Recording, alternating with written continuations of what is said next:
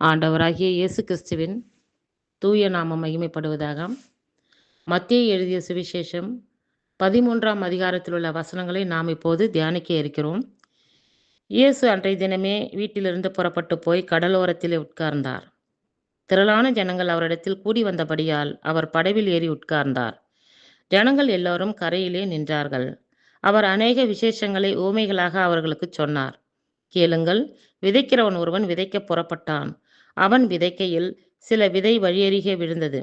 பறவைகள் வந்து அதை பட்சித்து போட்டது. சில விதை அதிக மண்ணில்லாத கற்பாறை இடங்களில் விழுந்தது. மண் ஆழமாய் இராததினாலே அது சீக்கிரமாய் முளைத்தது. வெயில் ஏறின போதோ தீய்ந்து போய் வேரில்லாமையால் உலர்ந்து போயிற்று. சில விதை முள்ளுள்ள இடங்களில் விழுந்தது. முள் வளர்ந்து அதை நெருக்கி போட்டது. சில விதையோ நல்ல நிலத்தில் விழுந்து சிலது 100ஆகவும் சிலது 60ஆகவும் சிலது 30ஆகவும் பலன் தந்தது. கேட்கிறதுக்கு காதுள்ளவன் கேட்க கடவன் என்றார். அப்பொழுது சீஷர்கள் அவரிடத்தில் வந்து, ஏன் அவர்களோடே உவமைகளாக பேசுகிறீர் என்று கேட்டார்கள். அவர்களுக்கு அவர் பிரதியுத்தரமாக, பரலோக ராஜ்யத்தின் இரகசியங்களை அறியும்படி உங்களுக்கு அருளப்பட்டது, அவர்களுக்கோ அருளப்படவில்லை. உள்ளவன் எவனோ அவனுக்கு கொடுக்கப்படும், பரிபூரணமும் அடைவான். இல்லாதவன் எவனோ அவனிடத்தில் உள்ளதும் எடுத்துக்கொள்ளப்படும். அவர்கள் கண்டும் காணாதவர்களாயும் கேட்டும் கேளாதவர்களாயும் உணர்ந்து கொள்ளாதவர்களாயும் இருக்கிறபடியினால் நான் உவமைகளாக அவர்களோடே பேசுகிறேன். ஏசாயாவின் தீர்க்க தரிசனம் அவரிடத்தில் நிறைவேறுகிறது. அதாவது, காதார கேட்டும் உணராதிருப்பீர்கள், கண்ணார கண்டும் அறியாதிருப்பீர்கள். இந்த ஜனங்கள் கண்களினால் காணாமலும் காதுகளினால் கேளாமலும் இருதயத்தினால் உணர்ந்து மனம் திரும்பாமலும் நான் அவர்களை ஆரோக்கியமாக்காமலும் இருக்கும்படியாக அவர்கள் இருதயம் கொழுத்திருக்கிறது. காதால் மந்தமாய் கேட்டு தங்கள் கண்களை மூடிக்கொண்டார்கள் என்பதே. உங்கள் கண்கள் காண்கிறதினாலும் உங்கள் காதுகள் கேட்கிறதினாலும் அவைகள் பாக்கியம் உள்ளவைகள்.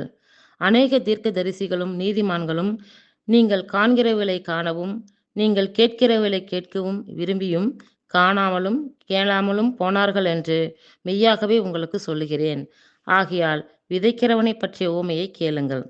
ஒருவன் ராஜ்யத்தின் வசனத்தை கேட்டு உணராதிருக்கும் போது பொல்லாங்கன் வந்து அவன் இருதயத்தில் விதைக்கப்பட்டதை பறித்து கொள்கிறான்.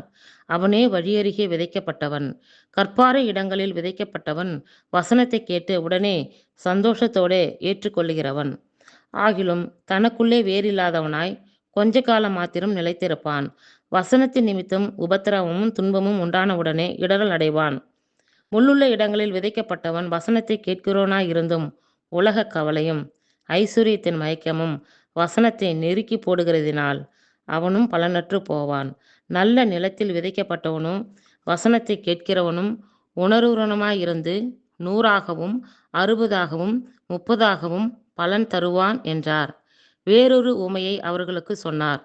பரலோக ராஜ்யம் தன் நிலத்தில் நல்ல விதையை விதைத்த மனுஷனுக்கு ஒப்பாயிருக்கிறது. மனுஷர் நித்திரை பண்ணுகையில் அவனுடைய சத்துரு வந்து கோதுமைக்குள் களைகளை விதைத்து விட்டு போனான். பயிரானது வளர்ந்து கதிர்விட்ட போது களைகளும் காணப்பட்டது. வீட்டெஜமானனுடைய வேலைக்காரர் அவனிடத்தில் வந்து, ஆண்டவனே, நீர் உமது நிலத்தில் நல்ல விதையை விதைத்தீர் அல்லவா? பின்னை அதில் களைகள் எப்படி உண்டானது என்றார்கள். அதற்கு அவன், சத்துரு அதை செய்தான் என்றான். அப்பொழுது வேலைக்காரர், நாங்கள் போய் அவைகளை பிடுங்கி போட உமக்கு சித்தமா என்று கேட்டார்கள். அதற்கு அவன், வேண்டாம். களைகளை பிடுங்கும்போது நீங்கள் கோதுமைகளோடே கூட வேரோடே பிடுங்காதபடிக்கு இரண்டையும் அறுப்பு மட்டும் வளர விடுங்கள். அறுப்பு காலத்தில் நான் அறுக்கிறவர்களை நோக்கி, முதலாவது களைகளை பிடுங்கி அவைகளை சுற்றியிருக்கிறதுக்கு கட்டுகளாக கட்டுங்கள், கோதுமையையோ என் களஞ்சியத்தில் சேர்த்து வையுங்கள் என்பேன் என்று சொன்னான் என்றார். வேறொரு உவமையை அவர்களுக்கு சொன்னார். பரலோக ராஜ்யம் கடுகு விதைக்கு ஒப்பாயிருக்கிறது. அதை ஒரு மனுஷன் எடுத்து தன் நிலத்தில் விதைத்தான். அது சகல விதைகளிலும் சிறியதாயிருந்தும் வளரும்போது சகல பூண்டுகளிலும் பெரிதாகி ஆகாயத்து பறவைகள் அதன் கிளைகளில் வந்து அடையத்தக்க மரமாகும் என்றார். வேறொரு உவமையை அவர்களுக்கு சொன்னார். பரலோக ராஜ்யம் புளித்த மாவுக்கு ஒப்பாயிருக்கிறது. அதை ஒரு ஸ்திரீ எடுத்து முழுவதும் புளிக்கும் வரைக்கும் 3 படி மாவிலே அடக்கி வைத்தாள் என்றார். இவைகளை எல்லாம் இயேசு ஜனங்களோடே உவமைகளாக பேசினார். உவமைகளாலே அன்றி அவர்களோடே பேசவில்லை. என் வாயை உவமைகளினால் திறப்பேன். உலகத் தோற்றம் முதல் மறைபொருள் ஆனவைகளை வெளிப்படுத்துவேன் என்று தீர்க்கதரிசியால் உரைக்கப்பட்டது நிறைவேறும்படி இப்படி நடந்தது. அப்பொழுது இயேசு ஜனங்களை அனுப்பிவிட்டு வீட்டுக்கு போனார். அவருடைய சீஷர்கள் அவரிடத்தில் வந்து, நிலத்தின் களைகளை பற்றிய உவமையை எங்களுக்கு வெளிப்படுத்த வேண்டும் என்று கேட்டார்கள். அவர் பிரதி உத்தரமாக, நல்ல விதையை விதைக்கிறவன் மனுஷகுமாரன், நிலம் உலகம். நல்ல விதை ராஜ்யத்தின் புத்திரர், களைகள் பொல்லாங்கனுடைய புத்திரர். அவைகளை விதைக்கிற சத்துரு பிசாசு. அறுப்பு உலகத்தின் முடிவு. அறுக்கிறவர்கள் தேவதூதர்கள். ஆதலால் களைகளை சேர்த்து அக்கினியால் சுட்டெரிக்கிறது போல இவ்வுலகத்தின் முடிவிலே நடக்கும். மனுஷகுமாரன் தம்முடைய தூதர்களை அனுப்புவார். அவர்கள் அவருடைய ராஜ்யத்தில் இருக்கிற சகல இடரல்களையும் அக்கிரமம் செய்கிறவர்களையும் சேர்த்து அவர்களை அக்கினி சூளையிலே போடுவார்கள். அங்கே அழுகையும் பற்கடிப்பும் உண்டாயிருக்கும். அப்பொழுது நீதிமான்கள் தங்கள் பிதாவின் ராஜ்யத்திலே சூரியனைப் போல பிரகாசிப்பார்கள். கேட்கிறதுக்கு காதுள்ளவன் கேட்க கடவன். அன்றியும் பரலோக ராஜ்யம் நிலத்தில் புதைந்திருக்கிற பொக்கிஷத்துக்கு ஒப்பாய் இருக்கிறது. அதை ஒரு மனுஷன் கண்டு மறைத்து அதை பற்றிய சந்தோஷத்தினாலே போய் தனக்கு உண்டான எல்லாவற்றையும் விற்று அந்த நிலத்தை கொள்ளுகிறான். மேலும் பரலோக ராஜ்யம் நல்ல முத்துக்களை தேடுகிற வியாபாரிக்கு ஒப்பாயிருக்கிறது. அவன் விலையுயர்ந்த ஒரு முத்தை கண்டு போய் தனக்குண்டான எல்லாவற்றையும் விற்று அதை கொள்ளுகிறான். அன்றியும் பரலோக ராஜ்யம் கடலிலே போடப்பட்டு சகலவிதமான மீன்களையும் சேர்த்து வாரிக்கொள்ளும் வலைக்கு ஒப்பாயிருக்கிறது. அது நிறைந்த போது அதை கரையில் இழுத்து உட்கார்ந்து நல்லவைகளை கூடைகளில் சேர்த்து ஆகாதவைகளை எரிந்து போடுவார்கள். இப்படியே உலகத்தின் முடிவிலே நடக்கும். தேவதூதர்கள் புறப்பட்டு நீதிமான்களின் நடுவிலிருந்து பொல்லாதவர்களை பிரித்து அவர்களை அக்கினி சூளையிலே போடுவார்கள். அங்கே அழுகையும் பற்கடிப்பும் உண்டாயிருக்கும் என்றார். பின்பு இயேசு அவர்களை நோக்கி, இவைகளை எல்லாம் அறிந்து கொண்டீர்களா என்று கேட்டார். அதற்கு அவர்கள், ஆம், அறிந்து கொண்டோம் ஆண்டவரே என்றார்கள்.